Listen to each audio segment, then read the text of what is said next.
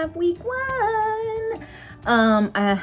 She suggests like working over your tails, but I don't trust that method, so I'm just gonna torture myself with weaving them all in. And also, I probably should have gauge swatched with my new hook, but we're just going with it, and I think it'll be fine. So now I get to build like the yoke down to, I think, here, my underarms. I don't know. I think it's, oh, I'm like looking for the pattern. I've been using it on my phone digitally. I think it's like 8 inches or something like that.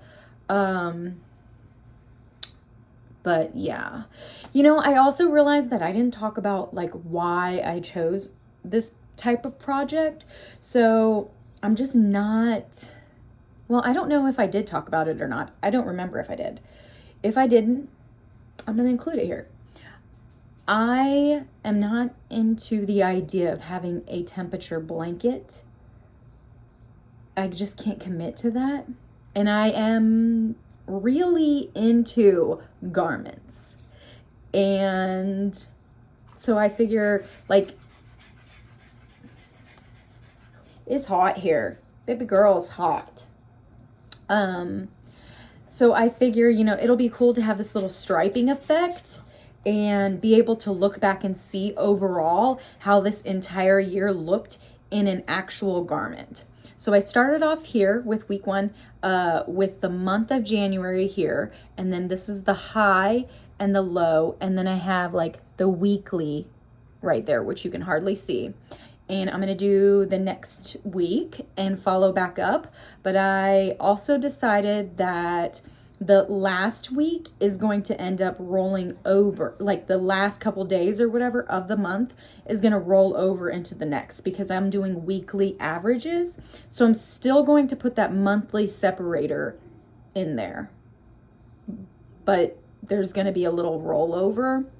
We're gonna go based on averages. If I did every single day, this would be a humongous dress, and I need it to still be wearable.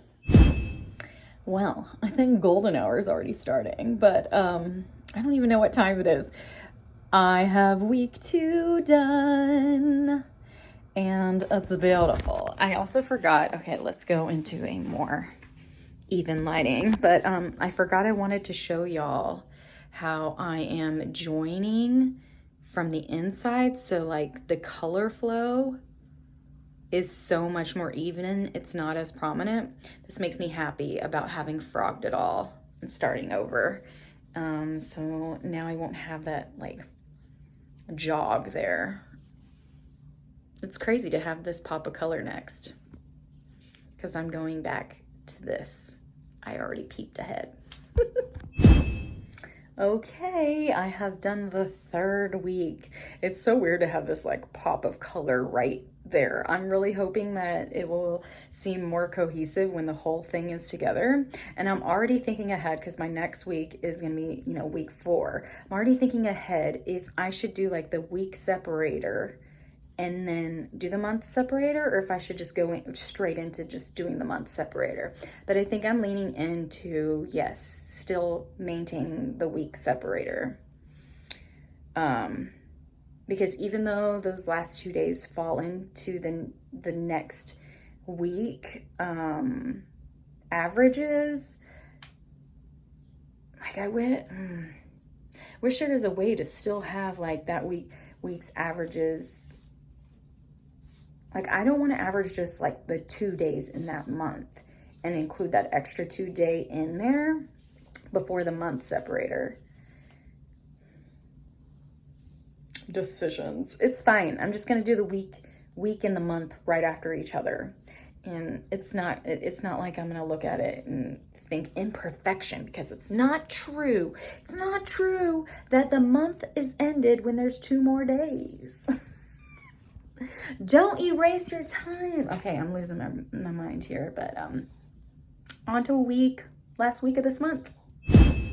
Okay, yay, I got to bring in this color. So now I feel like it's a little bit more cohesive. I'm liking it. I'm very inspired. I initially didn't want to like create my own design. I wanted to have some fun with somebody else's design. So it was a search to try to find like this garment versus the blanket situation. There are tons of temperature projects out there. As far as blankets go, there are also even amigurumi temperature projects. These dogs.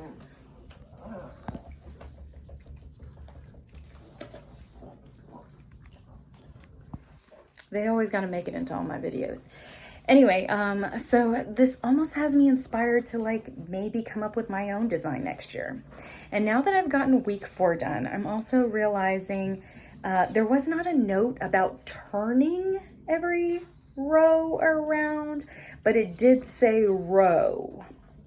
I didn't even remember what I did last time, but I'm realizing, so when you see it like this, the way it's turning, it's not even. Like, it just doesn't look right, so I'm gonna have to redo this again. It's fine. I'm just gonna do it very quickly, and I guess I'll pop back when it's done, and then we'll be on to February.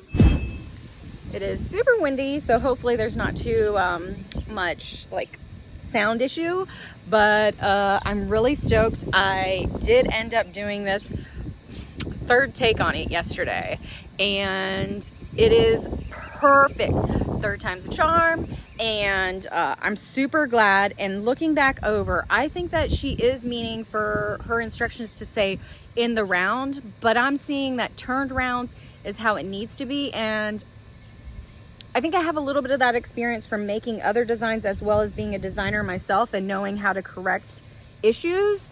So I totally suggest turned rounds. So the way, like this is my seam right here.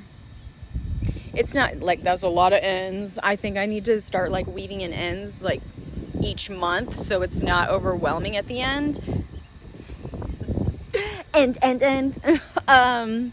But it's not as seamless, but it is pretty seamless. Like, it's normal to have seams, so I'm not going to stress myself out to make it like completely not noticeable. But I think that the flow of the color is pretty freaking nice. I am very happy about it. So basically what I do is that if I'm on what I've made to be the right side, I slip stitch normally. Chill out, wind. If I am on the wrong side here, I like pull my hook off from that last loop where I draw the new color through, then I put my hook into the first stitch of that round, and then I'll pull that last loop of the new color that I added through. And then I'll chain one and then turn and start stitching around the other way. So that's how it's making it very seamless. So you're not seeing like the pull through of the opposite color coming, and it's not creating a jog. I'm happy. I'm super happy. It's very square now. Or shall we say rectangle. It's good. On to February.